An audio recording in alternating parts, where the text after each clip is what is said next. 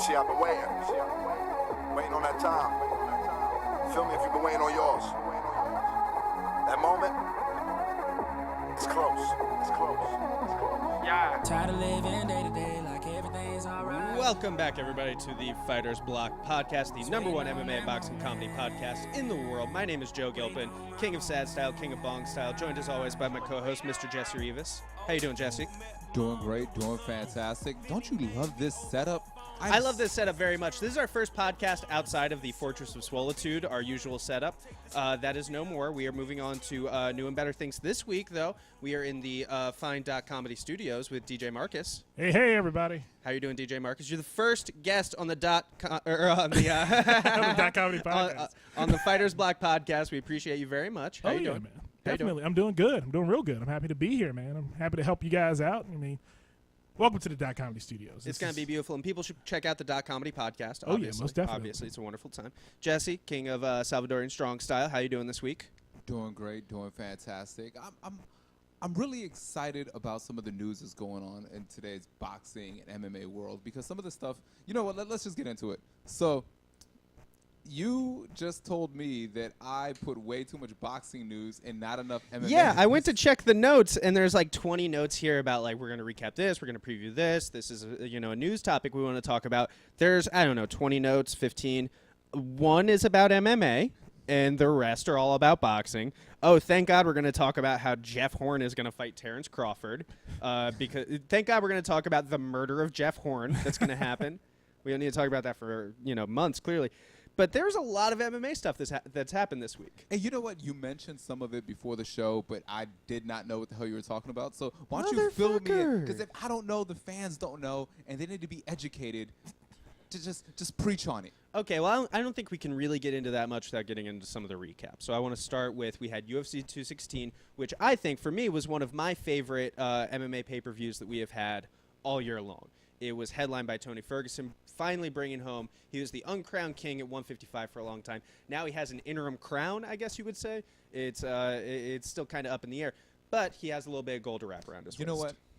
I'm going to have to put a side note on here. I'm going to put an asterisk to that victory. How much do you think that the staph infection affected Tony Ferguson? Yo, before that, I just want to talk about this. Sorry. Kevin Lee. Yeah, Kevin Lee. Kevin Lee walks in. He's got a giant hickey across his tit, clearly a staph infection. I saw it from 1,000 miles away. Oh, cool. You know what I mean? Have you seen somebody like try to cover up like a hickey or something on their neck, and you always can tell? This is what this guy just walks in with this giant road rash on his chest. It's very clearly a skin infection, a staph infection, and the commission is letting him fight. No, motherfucker, How do you that fight is with dangerous. A staph infection? You can do it. It just fucks you up. It's going to raise your temperature. It's going to fuck with your energy a lot, and it did fuck with his energy. Mm-hmm. He gassed out and ended up losing the fight from that. Is that like, can Tony Ferguson get a staph infection? Yes. For rolling? Yeah. I mean, I'm sure immediately he was just dumped into Clorox by his team. Just like as they're doing the fight announcement, they're just like Clorox wiping him down. Just he's got a bunch of like just maids on him, just taking him. It is dangerous. It would be dangerous as well. They were the main event, thankfully. But if people fought after that, it would also be dangerous. Yeah. I remember they did this a couple of years ago in like 2011 or something with Matt Hamill. Matt Hamill had a very clear staph infection on his lower back. It looked like a tramp stamp.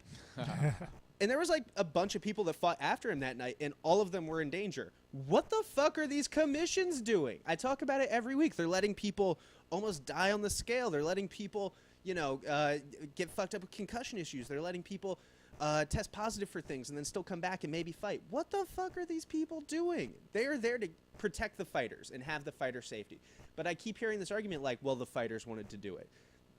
If you're a fighter, you're getting paid to fight, you will fight with your arm broken. You will fight with your eye hanging out. It doesn't matter. Yair Rodriguez wanted to fight Edgar. Yeah, Frankie Edgar. When I was he about had to call his him Tony Edgar. when his eyes were all like out of a fucking Stephen King novel. It was unbelievable. I'm so mad at the commission for that. But Tony Ferguson did end up choking out Kevin Lee in the third round of that fight.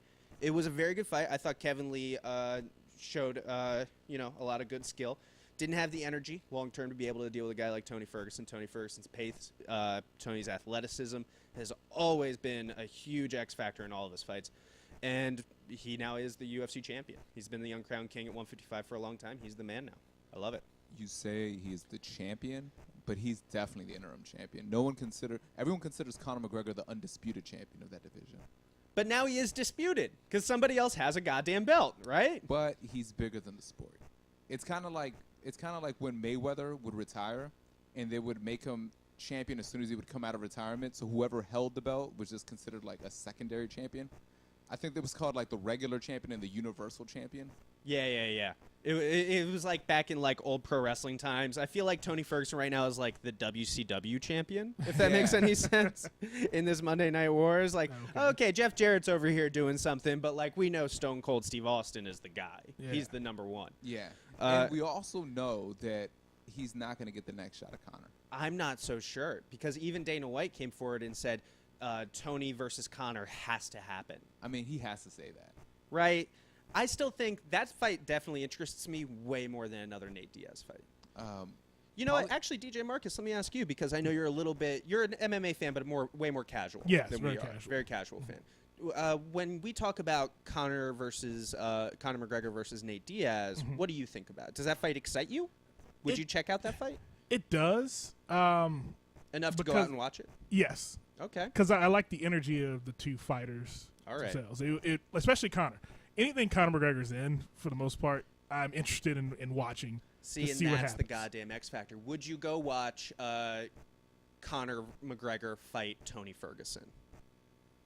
Not as much, but still maybe. Maybe. Do you know who Tony Ferguson is? Not a lot. You don't know who Tony Ferguson is? He's a very odd Mexican man. Okay. Sounds about right. Who's very, very good at knocking people unconscious and so he's like partially Jesse Rivas. Yeah. He's like Jesse if Jesse was like autistic for fighting. I like Tony a lot. Tony's at least 3% autistic. Like just the way he's the missing Diaz brother. He is a little bit, right? It's like him and George Masvidal. Here's my question though. I feel like business-wise, that Conor versus Nate fight is almost always going to be there. I don't think you have to do it immediately. I think anytime those two fight, even if it's not for a belt, even if it's not for the number one spot in the world, that fight is going to be there. I completely disagree because Nate's not going to stay active. That's his retirement fight. I mean, he's not going to stay active regardless.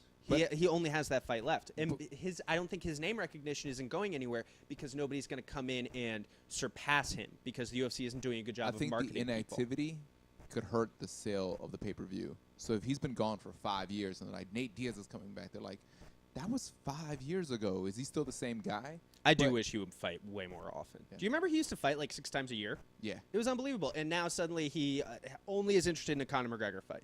He'll only take the biggest money fight of all time, and he refuses to take any other fights. Well, I don't know if you ever saw the YouTube video of when they first started in the UFC. Nick Diaz had a video of him fighting in the UFC, and he was main eventing, I think, with Diego Sanchez. And he was upset that Diego Sanchez could afford to move out of his parents' house, and he still lived with his parents in the same toilet that he's been shitting at since he was 10 years old. This is such an indictment of, by the way, let's not be mean to people living with their parents. That's such an indictment of the UFC, like that you can have two main eventers who are living with their parents. No, you know what I mean? Diego Sanchez had a $100,000 contract, and he was still living at home. Okay, that might be on him. Yeah, that's a little bit on like, yeah, you're doing something. The split on the money was completely wrong in terms of, you know, one person was getting, I think, 90% of the money while the other person was getting 10%. But that's still going to happen in the Conor fight with him. Ironically, it's just the purse has inflated so much that 10% of $500 million is great. I'll take that in a heartbeat. You know what I mean?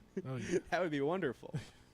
So moving forward, I very much hope to see Tony Ferguson versus Conor McGregor. I think that's a better fight in terms of levels of the fighter. Because keep in mind, Nate Diaz is a 500 fighter in the UFC. It's not like he's a world beater who's knocking out everybody, submitting everybody. He loses a lot of fights. He's just a name.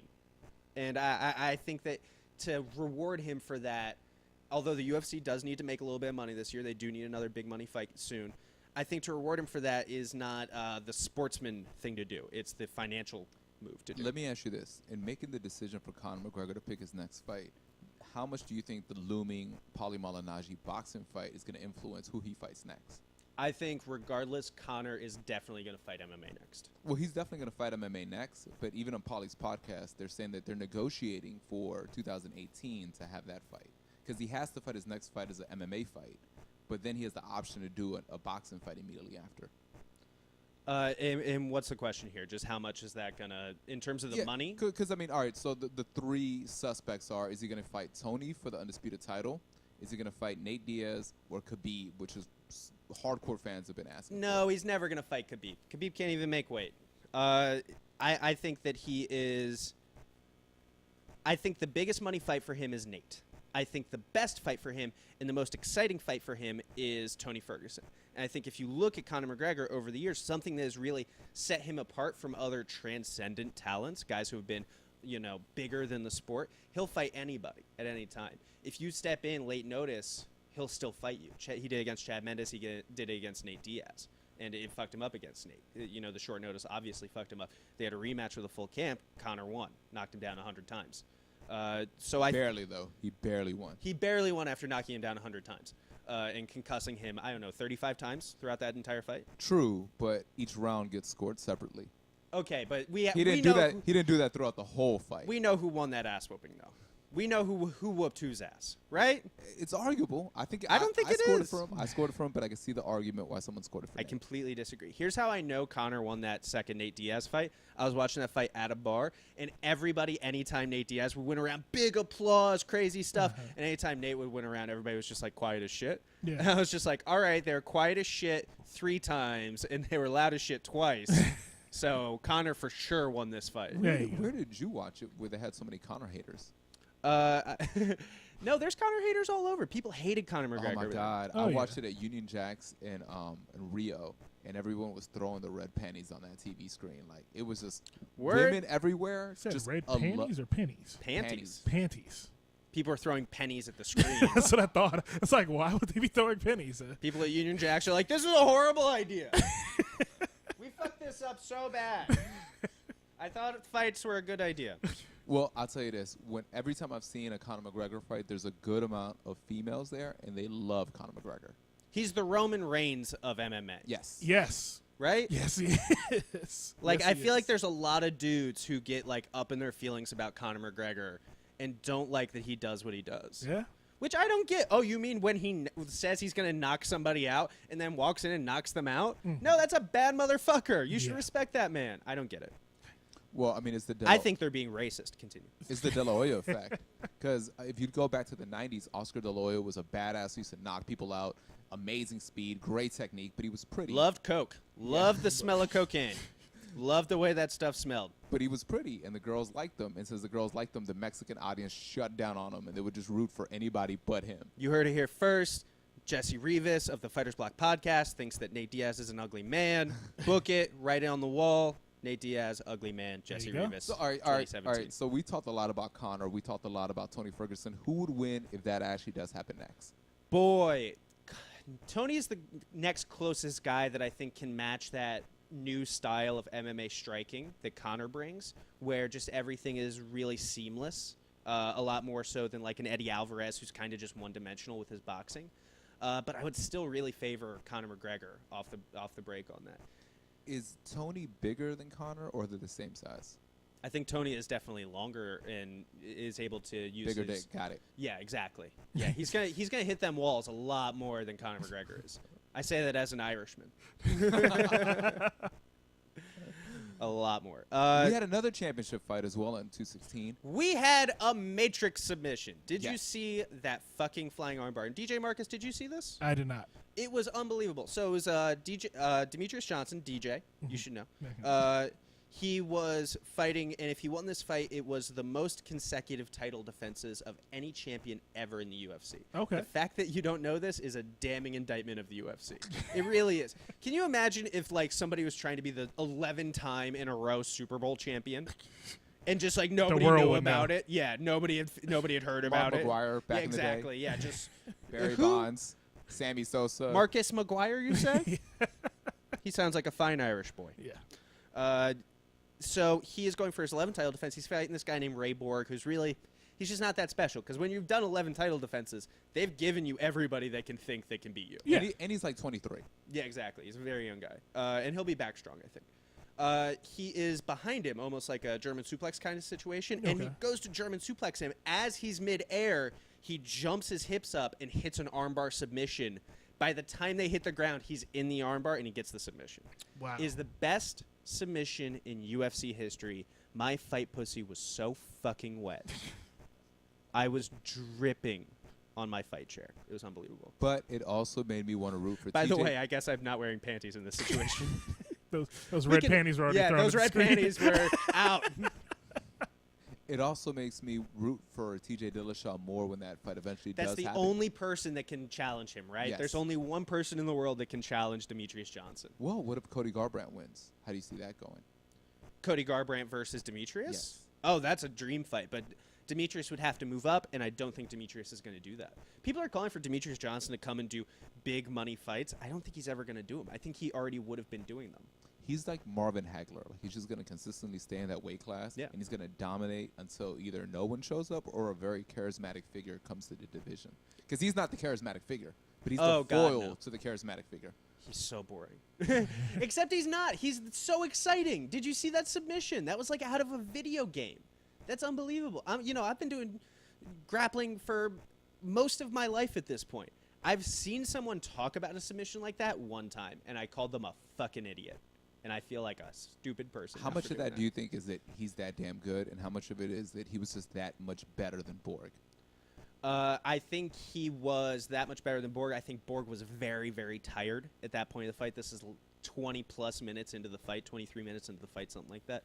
And Ray Borg has been a guy who's always had cardio issues.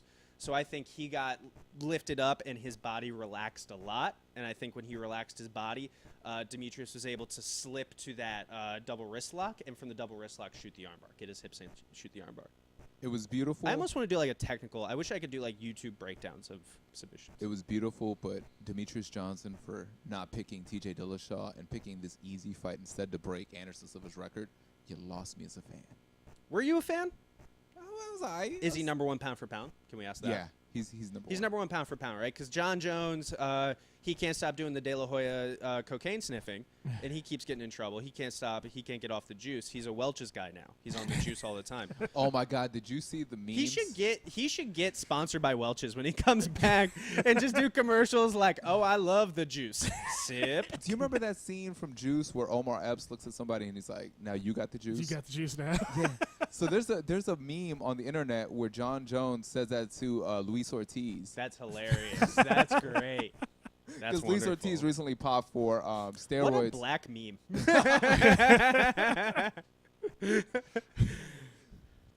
What are you talking about?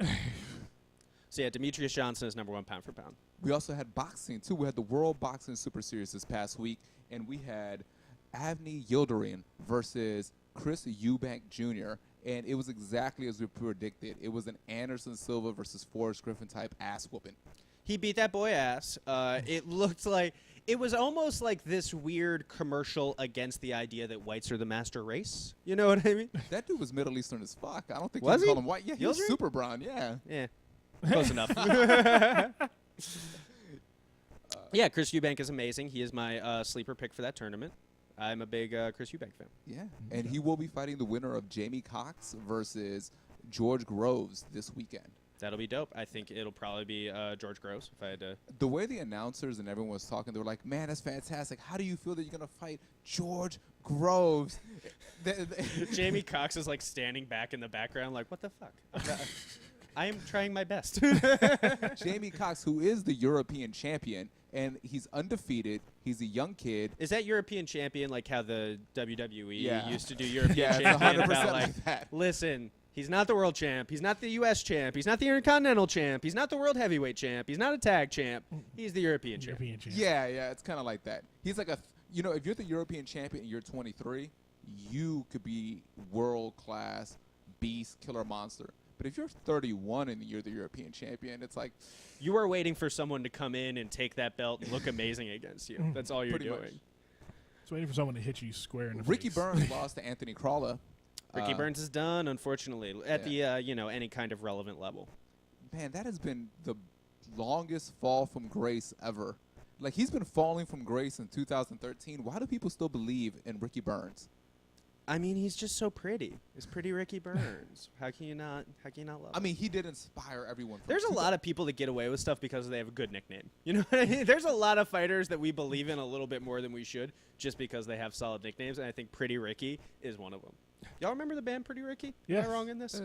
Grind on me.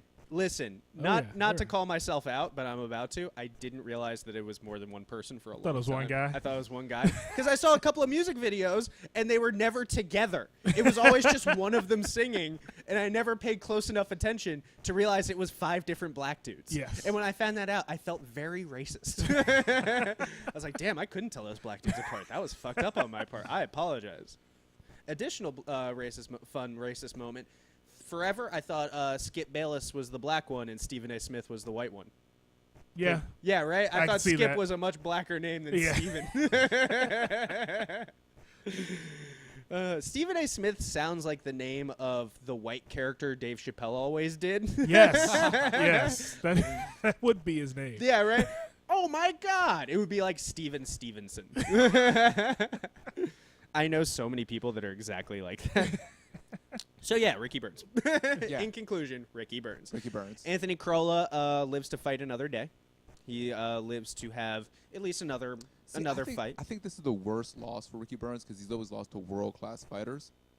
This is a guy who the only time Anthony Crolla is the only guy, anytime he's ever stepped up, he's always lost. So you can't call him a world-class fighter. No, he's a gatekeeper. European. Yeah, he's a European-level fighter.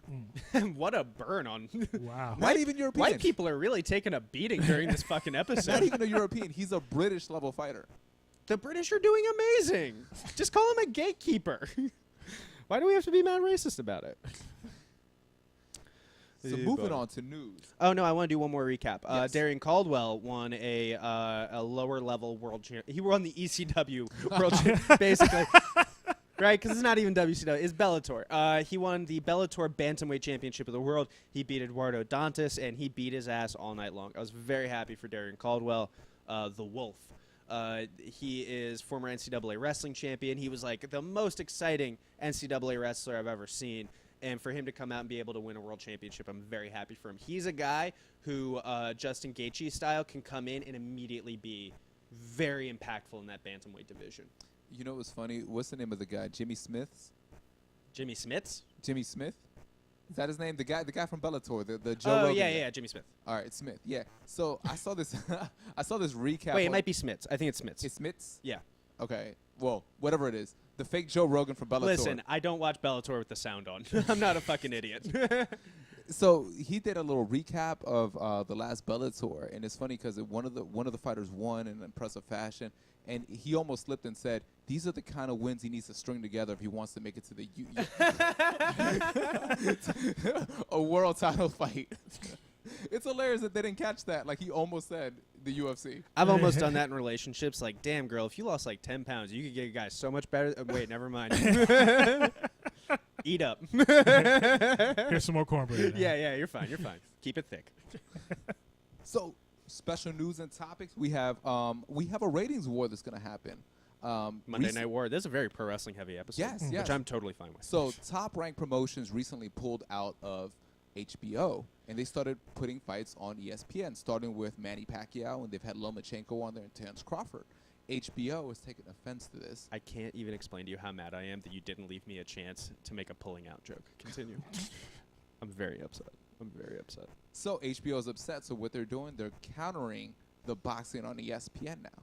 So ESPN, December 9th, already sold out Madison Square Garden, the Dream Fight. Two-time gold medalist. Guillermo Rigondeaux versus Vasily Lomachenko. You Great really fight. struggled for a second to like remember those names. Do you know how of two difficult top- both those names are? You're Hispanic. Guillermo Rigondeaux should not be an issue for you. This has been a recurring motif on this show. Jesse can't speak Spanish. Oh, no. Like, not at all. He goes in, he's like, Jose Diaz's. Diaz? I think it's Diaz. It's Diaz. It's Diaz, Jesse. So HBO is putting together like a doubleheader, big fight, same weight class. So they're going to put Miguel Berchelt versus Orlando Salido, and they're also going to put That's an Tevin action Farmer. fight. Yes. That's an all-action fight. Berchelt and Salido is ooh, boy, are we going to watch some violence. It's like, do you want to see technical brilliance on ESPN, or do you just want to see blood on HBO? They may as well put it on Spike TV with just, like, bouncing titties on this side. Just like, listen, it's not going to be pretty, but it's going to be entertaining. We are going to, like, just appeal to, like, the monkey side of your brain, the lower part of your brain, and get you happy. There you go. And they're going to put Tevin Farmer to fight the dreaded and just feared and ferocious to be announced for Gervonta Davis title. Undefeated to be announced. Never seen to be announced lose a fight. So Tevin Farmer will be on that card. So which card to you sounds more appealing? Oh, absolutely Lomachenko versus Rigondeaux. 100%. That's one of the best fights they can make in boxing right now, and they made it. Which do you think will win the ratings war? Salido versus Burchill all fucking day. Absolutely. There's no doubt in my mind. Given how I described both cards, Marcus, which would you tune into? Technical brains.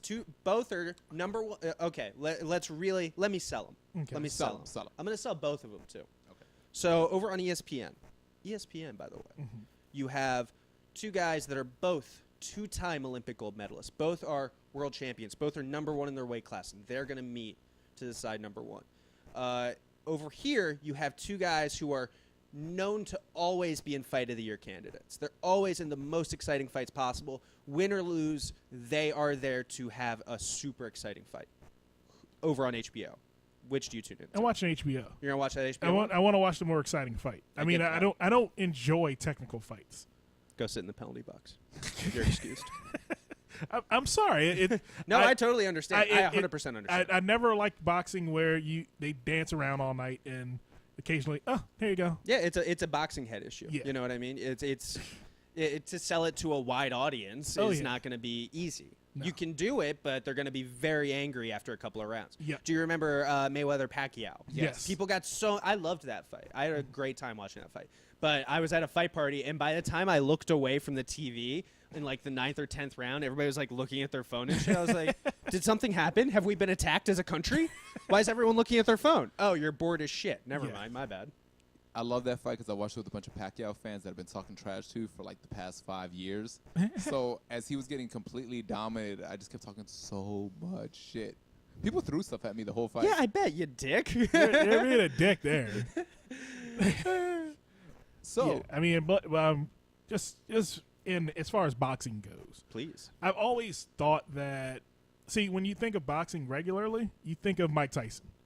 Someone who's going to still, right? Yeah, it's crazy. He hasn't fought in 30 years, and you still think to this day. I remember when he knocked this guy clean out. Not in a ring. He hasn't fought. He's fought plenty of people outside. Yeah, but that's the first thought that comes to your head. Or Muhammad Ali, where all the video of Muhammad Ali is when he's hitting the person with full force, and he's dancing around the ring, and it's theatrics of that sort. Yeah, exactly. If you don't get those theatrics, you don't get that WWE feel of it, you're not going to stay tuned to it. You know what I think the problem is? I think the problem for the reason boxing fans haven't updated their lexicon, they haven't updated their Rolodex in a while, is because boxing hasn't really evolved in that way, in the same way that like MMA has. You know what I mean? Whereas like MMA 10 years ago, MMA 20 years ago is completely different from MMA today in terms of, the skills and the tactics and just everything's evolving. Obviously, it's a newer sport.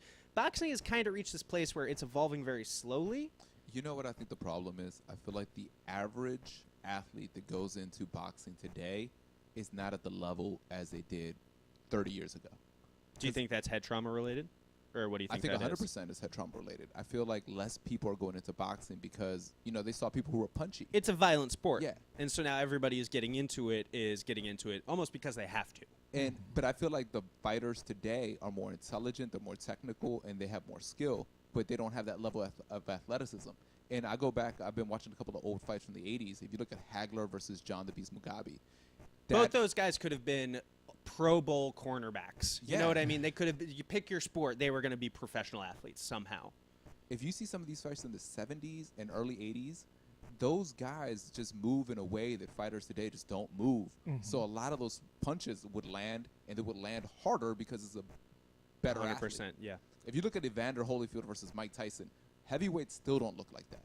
And we're living in the Joshua era. Yeah. The Wilder era. By the way, stay tuned to the NFL. Same thing's going to happen. Oh, I think it's coming. Same thing is. Yeah. I think it's already in motion. Mm-hmm. I think it's already unavoidable. And you know where else I see that too?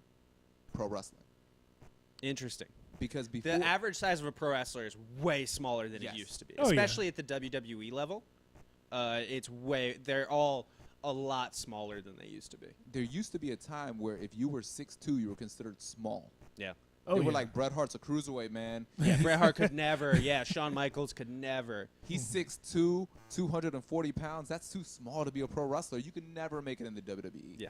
Nowadays, if you're 6'2", 240, you're the big guy on the show. That was the superstar Billy Graham effect. He was the first guy to really popularize that bodybuilding look. Yeah. And then it just played so well on television with guys like Hulk Hogan, who basically just stole Billy Graham's act. Yeah. And it just blossomed out from there. And see, the concussion issue, I think, is what made people move. Because if you're that big guy like that, you're going to do something else with that bigness. Like, you are always going to be paid to be a big, giant athlete. Same thing with boxing. They decided to move to a different sport. And I think the sports that are going to be fed by the NFL having this concussion issue is going to be baseball and basketball. And porn. Yeah. Let's not pretend that porn is not going to really benefit from guys not going into the NFL. Am I right, guys? Got to fill those gangbang Listen, ranks. BBC videos have got to get made. Very true. Somebody's got to be there for that BBC, and the paycheck's getting signed. Who's going to take it? You know, I'm a Me? big fan of porn. I'm a big fan of porn documentaries. Not me. I'm Irish. Continue. I'm a big fan of porn documentaries. And I used to watch porn documentaries. Is that what you call porn videos, or are these actual documentaries? No, Wouldn't that be sex documentaries? Is what you call Yeah, porn videos? porn videos. That'd be great. Like, I love seeing like how they actually studying. live outside. So I used to watch them back in the 90s when I was a kid. And people used to live in mansions. If you were a porn star, you lived in L.A., you had this giant mansion, you had a pool in the back. People were rich if you were a male porn star. Nowadays, dudes live with roommates and like an A apartment. lot of the girls live in something called triads, where they actually come in. It's almost like an au pair nanny situation, Oh, okay. where they like live. They come to Los Angeles to be a porn star, but it's I mean, not as profitable as they thought it would be. And they end up kind of living with a family and taking care of their kids, but also like fucking with them. Okay. You know what I mean? And just basically being like a fuck animal for them. You know what I mean? Okay. You get caged at night. You're fed. You're watered. You know, they got a lot. That's a damn good idea. I don't know who invented that, but that's a good wife. Look right it up. there. Triads. It happens a lot. It's very common.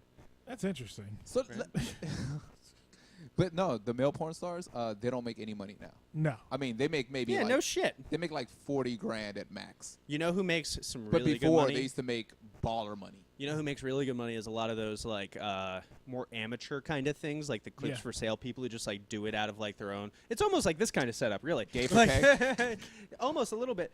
And they end up just.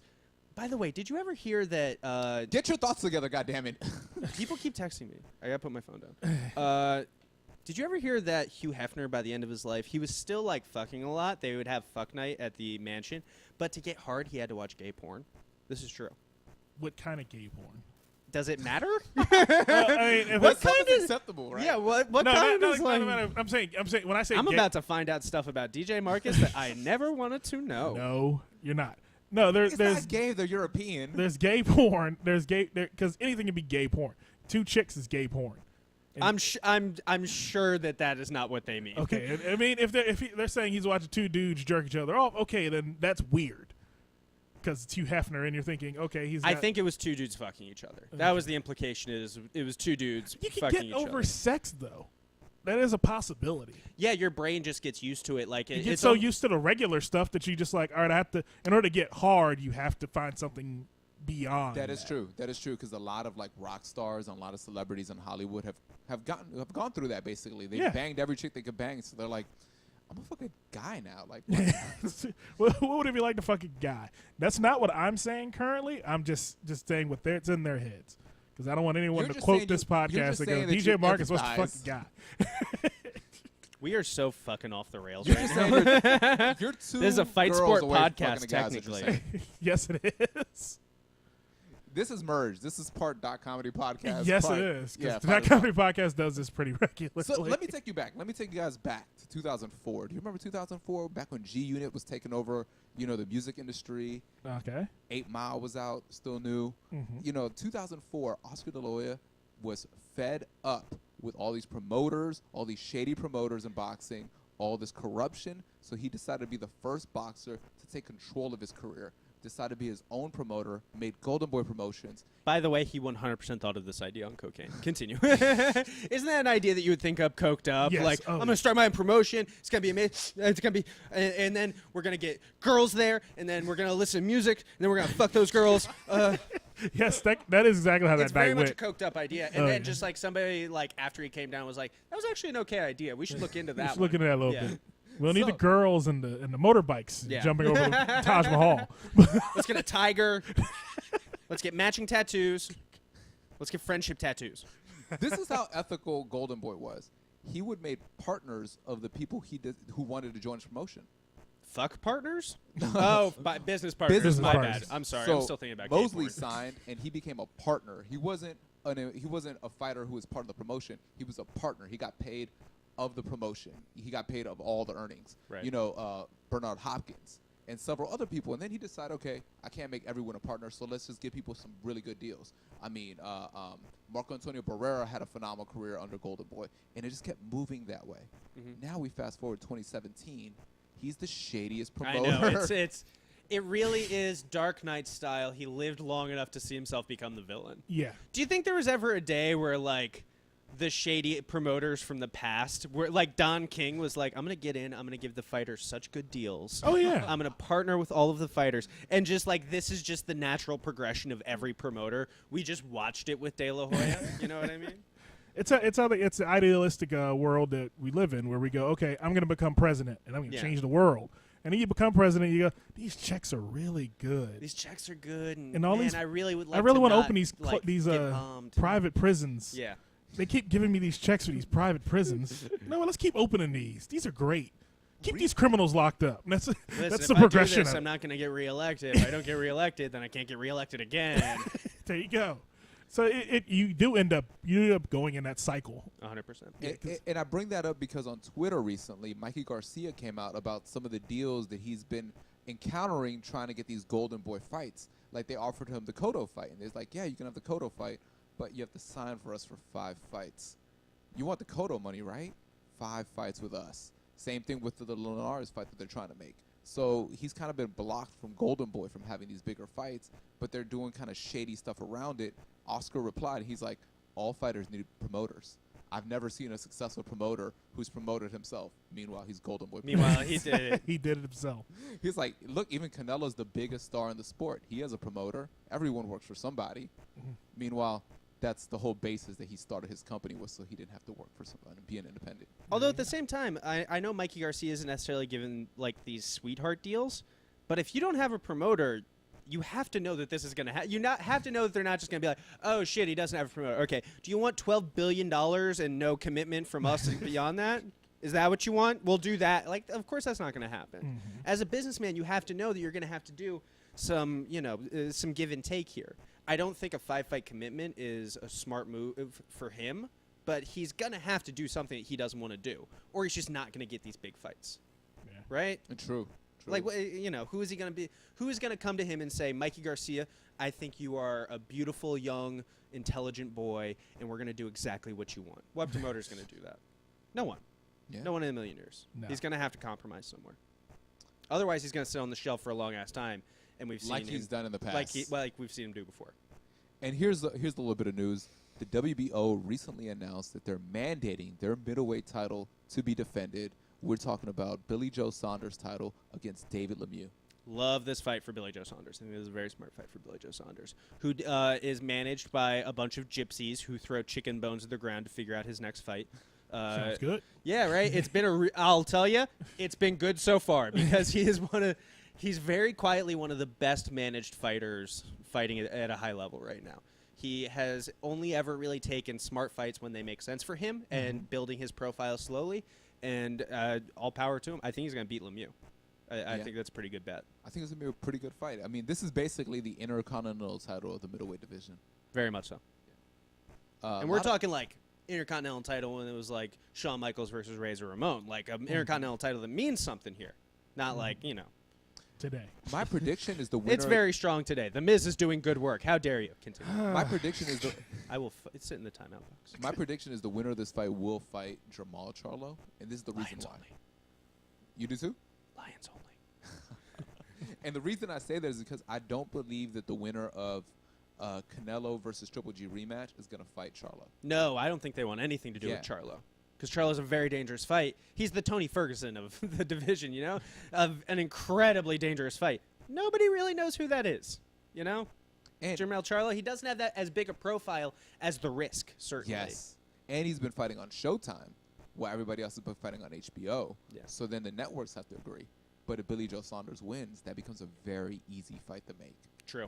How would you see that fight going? Billy Joe Saunders versus Charlo? Yeah.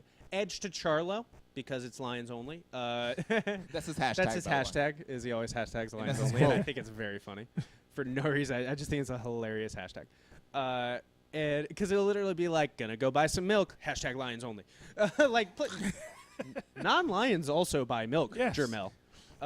And so I would edge towards Charlo, but I think that Billy Joe can make that a very interesting fight, especially in those middle rounds.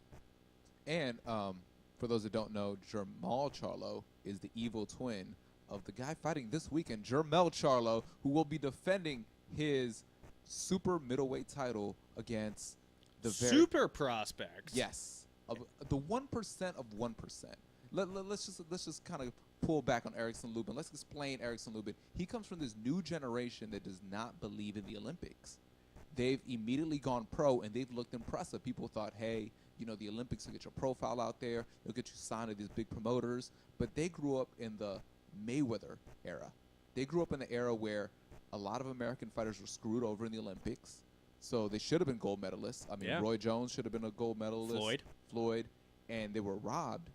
And then they came into the pros, and they had to start from scratch. So they figured, if I'm going to start from scratch, let's just start from scratch. Let's just start. Yeah, why am I going to waste 2 or 3 years doing this when I could just go start? And this, what I call the Google. Not everybody is KMF awesome. You know what I mean? Where it's like 6-time Olympic hopeful. I love the guy, but come on. and not everybody. And here's the thing about them too. I call them the YouTube and Google generation, because they grew up with being able to look up all the history from boxing and see all the clips at their disposal from the time they started boxing. Do you think this is a dumb move from them or a smart move from them? I think it's phenomenal because, I mean, at first agree. people question it, but look at David Benavidez.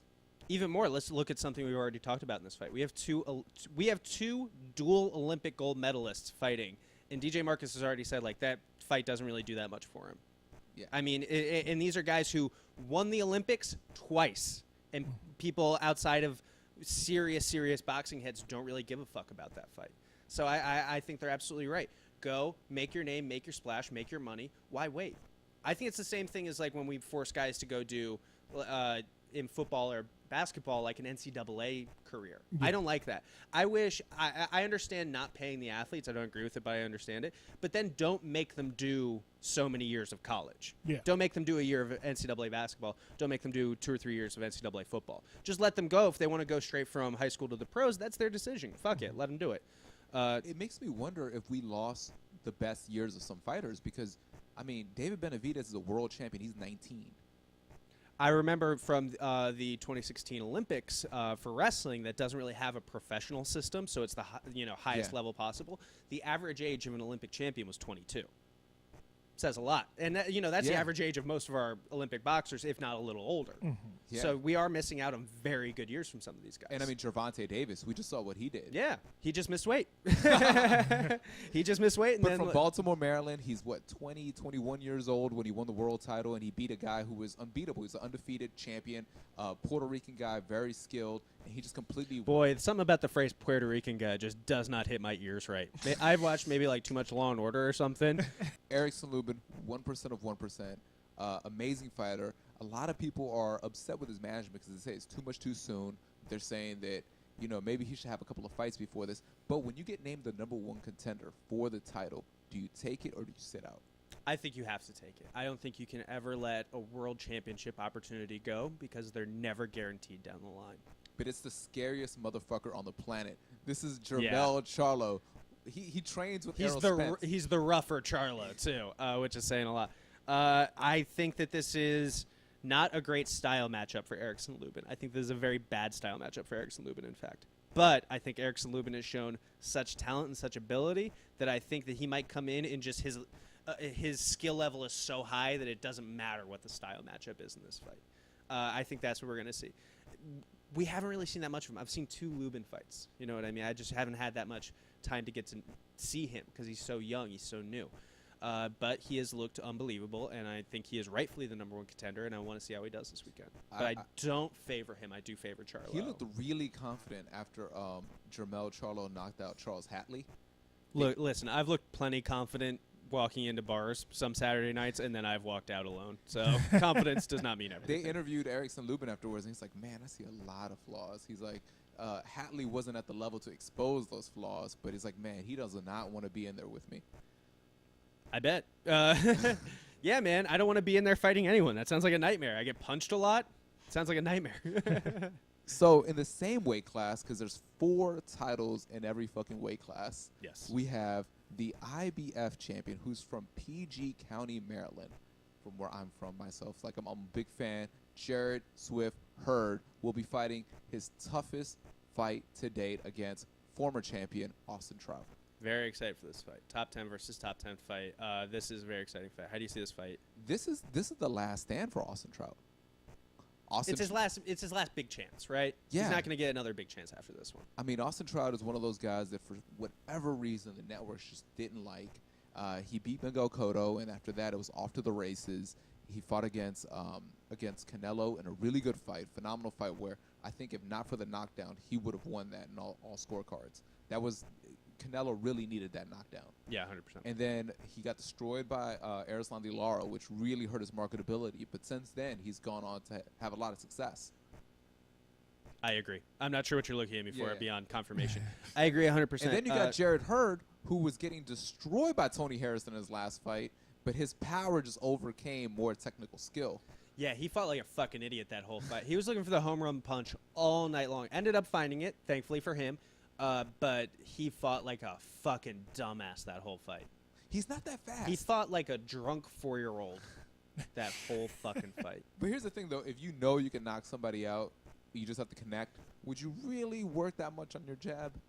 It's kind of the same way we saw Gervonta Davis in his last fight. You know Yeah. what I mean? They fought almost the exact same kind of fight, except Gervonta ended up knocking him out with a punch to the back of the head. So how do you see this fight? How do you see this fight? I mean, if Hurd Youth versus experience. Youth versus experience. If I think that I'd like Trout's experience if Hurd comes in with the same game plan. If Hurd comes in with the exact same game plan, not really working his jab but looking for that home run, he better connect the same way Lara did. But that's going to be really tough. Trout has shown vulnerabilities in his chin. He has shown a weaker beard over time. But I kind of like Austin Trout for I don't really even have a great reason. I just, after seeing the way that Tony Harrison was able to do so much work against Jarrett Hurd, I feel like I just can't put my money behind him in this fight. I like Austin Trout. In the main event, we have the WBA champion, Erickson Oh, I Lubin. see. Just leaving me out here to make a prediction, not leaving one for yourself. Okay. I got Austin Trout pulling the upset. Okay, so we agree. God damn it. I felt like I was alone in that. Yeah, I got Austin Trout pulling the upset. I feel like speed's going to be the difference. Experience is going to be the difference. And even though Jarrett Hurd's a very good athlete, he has a lot of power. But I think that speed, he's just not fast enough for this weight class. And I think this is going to be a humbling lesson. And I think he's going to come back better because he's, 25 years old? So, yes, Yeah. I'm going against the home team. He's going to have to fight smart now. He's going to have to learn how to actually fucking box instead of just how to punch. Yeah. And, I mean, it's close to 2-1. He's close to a 2-1 favorite. So, in boxing, that's not huge. No. We see 2-1 favorites lose all the time. Yeah. I was left out here calling the upset out on a limb, and you were just going to leave me out there without calling it yourself, too. Recently, by the way, there's a funny story, I think. My little brother sent me a Facebook message. My little brother, Matt, is early 20s. Mm-hmm. He sent me a Facebook message like, hey, man, I haven't told anyone this. And that was the first part of the message. And then I just saw those, like, Facebook dots. That means he's typing. And I was thinking, like, shit, what the fuck happened to him? So who the fuck touched my little brother when we were kids? Like, I thought he was really building up to something. I was really steeling myself. Like, I'm going to have to be a fucking big brother here. I'm going to have to be supportive. Everything's going to be okay. I'm going to come find you. We're going to make everything all right. He's like, I got us burgers tonight. Do you want me to come by? It's like, yeah, I guess. I thought it was going to be a big thing. That's Burger would be nice. So Erickson Lara versus Terrell Goucher in the main event for the WBA. Erickson Lara, we mentioned it before, phenomenal Cuban boxer. Could have been given the decision against Canelo. Well, he's like Close fight against Canelo. Very close fight. But let's kind of like talk about his career so far, because he's the first person people mention when they talk about a great boxer of this generation. He's 34 years old. We've been watching him forever. For a lot of young guys, this is the Cuban school. When they see Cuban school boxing, this is the first person they think of. He's been that kind of guy who's ushered in this revolution of Cuban boxing. But how good is Erickson Lara really? I think he's amazing. What are you talking about? Are you about to drop a hot take that Erickson Lara is not as good as maybe the hype has him? Speak on that. Well, I mean, we remember him completely outboxing Paul Williams and just looking phenomenal, destroying Paul Williams, and then not getting the decision, getting robbed, and us having a sympathetic heart to him. But then we forget that one fight prior, he got a incorrect decision against Carlos Molina, who just completely mauled him. So how good is Erickson Lara? We go back and think of his fight with Angulo. Angulo is a B fighter at best, C+ maybe, and he almost finished Erickson Lara. Erickson Lara had to dig in deep and eventually get the knockout, but it was a very tough fight against a fighter that's not that skilled. It was just a lot of pressure. Yeah, but when you think about all of the flashes of brilliance that he's had, I don't think you can have those highs and not consider that guy to be an amazing fighter. He definitely has had some lows, and he's had some fights where he just did not show up, which is very Cuban of him. Right, a little bit, and, not to say it, but, like, sometimes Cubans get paid to not win. I don't think that's necessarily the case with Erickson Lara in any of these fights. But, the Cuban the Cuban fighter in stereotype is up and down. Flashes of brilliance, takes a weird loss. Flashes of brilliance, takes a weird loss. And I think that is Erickson Lara. He'll take a weird loss sometimes, but he's an amazing fighter at his best. I wonder how much he's in boxing now. Well, he's got a fight coming up. Like, how much he wants to be great? Like, how much does he want to be great? How much does he want that, number one spot? I don't think he thinks he can get the number one spot, especially some of the comments that he was making around the Triple G Canelo fight, where he's like, oh, yeah, I'll never win it. I'll never be given my decision if I fight one of those guys. Here's the crazy thing. He talks about the Canelo fight, but the Canelo versus Erickson Lara pay-per-view was the lowest buy rate of any Canelo fight ever. True. So, you can't really demand a rematch when it was a difficult fight, but you produce no money in doing so. So, you would think that you would try to sell yourself, try to build yourself up, try to make your name bigger. But since then, look at who he's fought. He fought against Ishii Smith from the Contender. He's fighting Terrell Goucher, who I really don't know very much about at all. He's a prospect who's been struggling with gatekeepers. So he had a controversial decision recently, and the fight before that, he got dropped by a gatekeeper. That's an issue. You definitely don't want that happening. But especially why if is you're he the gonna main fight him event? Because Erickson Lara. But see, then this fight's going to do zero money because nobody's going to tune in for Goucher and nobody's tuning in for Lara. I mean, he fought Jean Savek. He fought against Yuri Foreman. And mind you, Yuri Foreman. A C fighter in his prime, but a past his prime C fighter. That's an issue. I mean, this is like I'm starting to not consider him like an actual person in this weight class, because I think he should have fought Bubu Andrade. I still think he's a guy in this weight class. He might not be in that most relevant tier of guys who are all vying for that number one spot, guys who are really hungry, but he's absolutely a difficult test for anyone. The reason that he is the main event of this weight class in this crazy division, everyone's in his weight class, is because of the Monica Lewinsky effect. What, he got blown? What the fuck are you saying? Okay. That's what it sounded like. So Monica I Lewinsky, like that he said that, and then he was just like, and that's all I need to say. There's nothing further. Everybody knows what I'm talking about now. I've completely communicated my point. There you go. So Monica Lewinsky, if she wants to go speak at a college or she wants to go speak somewhere, you have to pay her a certain amount of money because she was associated That's with Bill also Clinton. Everyone. You have to do that with everyone. That's not the Monica Lewinsky effect. That's just being paid Celebrity. to do things. Okay, Yes. you have to pay her like a high amount. She demands a high amount because she was associated with Bill Clinton. Okay. So there were other interns at that time, but because she's associated with Bill Clinton, Associated is a very tenuous word. Keep saying associated. She sucked Bill Clinton's dick. And I don't blame her for it. I mean, So Erislandy Lara demands $1 million per fight because he had a pay-per-view with Canelo. And that's why he's the main event, because no matter where he was on this card, he would demand $1 million for the fight. I see. Yeah, that makes Okay. sense. So he's fighting Goucher. He's not fighting Austin Trout, which would be a difficult fight. He's not fighting against the Charlo. He's not fighting against Erickson Lubin. He's fighting the easiest person on the card, but he demands $1 million, so you have to put him on the top of the bill. I agree. So Monica Lewinsky effect. Okay. Boom. I understand the Lewinsky effect a little bit better now. yes. Tad. And he Sad sucks. bit better. I think Erislandy Lara is still going to win this weekend. Yeah. Leo Santa Cruz is fighting. He's fighting a gatekeeper. He's going to win. He's going to blow this Chris dude out. Avalos was a great prospect for a while, but he never panned out. The reason this There's a lot of very good guys fighting gatekeepers this weekend. Well, the reason that Mares and Santa Cruz are fighting on the same night but not against each other is because Leo Santa Cruz's dad demanded it. This was supposed to be Santa Cruz. That doesn't versus happen Mares. as much in other sports, where just like somebody's like parent comes in, talks to you like they need to talk to the teacher. Like, listen, I talked to your principal and I made sure everything is okay. You're gonna get a prize fight the same night as Abner Mares. It's okay. Well, he said that they You're need a to build good up the boy. fight because this Be was okay. supposed to Mares Santa Cruz 2 was supposed to be the build up for Frampton versus the winner, Yeah. because Frampton's gonna fight Lee Selby over in the UK in a big fight. Right. But Leo Santa Cruz's dad point out a true fact, which is we've had nothing but tough fights for the past 4 years. My son needs a break. Yeah. And also we can build this up because in Southern California that's a big crosstown rivalry. So the first fight was big. Why are we just gonna throw this one out there? It's a good point. I agree with him.